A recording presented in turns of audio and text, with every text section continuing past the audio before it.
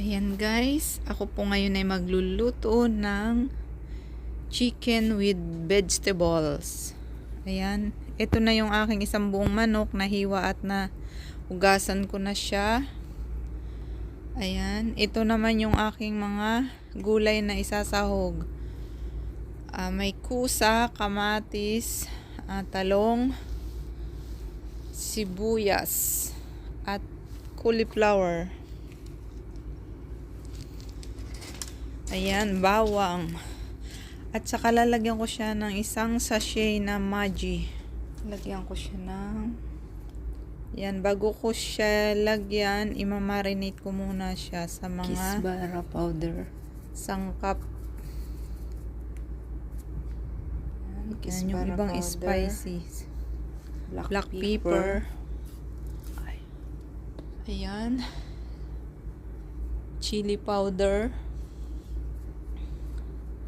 Lagyan natin siya ng chili powder, black pepper, at saka yung garlic powder. Curry powder. At saka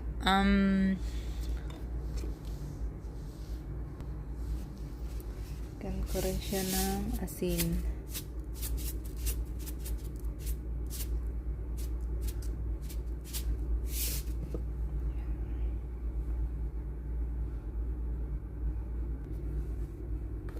Lagyan ko rin siya dito.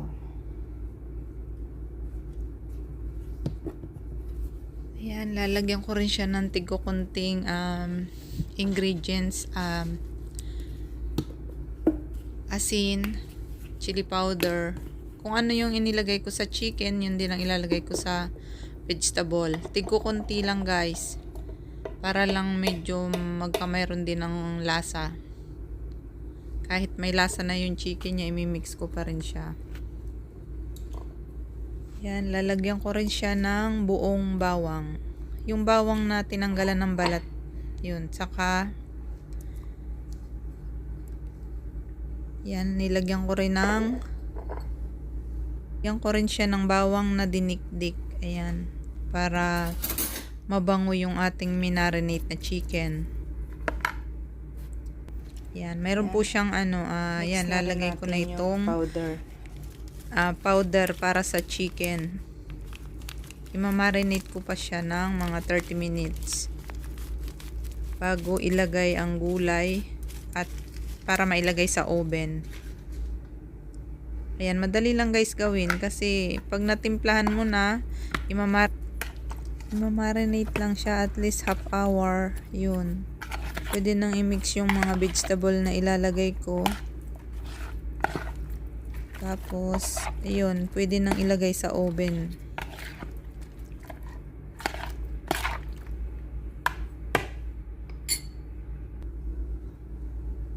Lagyan din natin siya ng chili powder. Lagyan din natin siya ng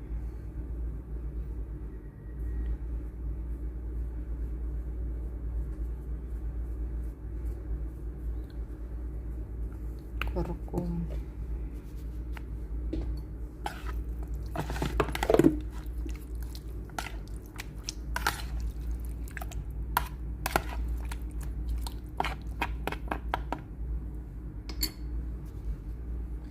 Ayan, ngayon pwede nang i-mix yung vegetables. Yung mga gulay na hiniwa-hiwa na may timpla na rin siya. Ayan.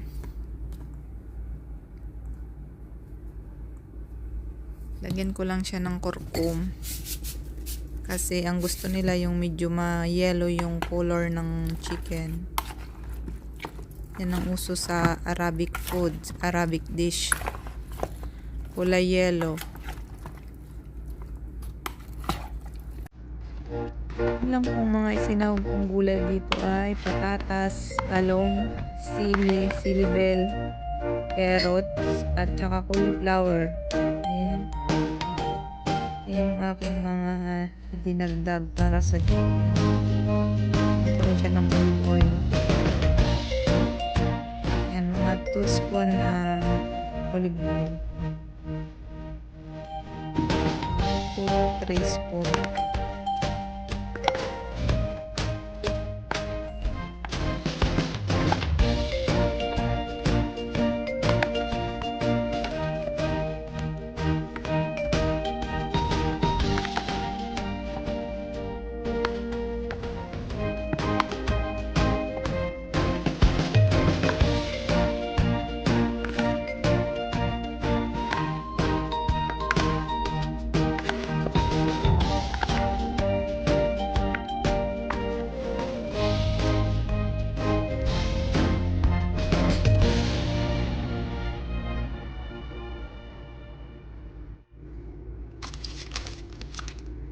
Yan, ito yung plastic. Ilalagay natin dito sa loob yung chicken.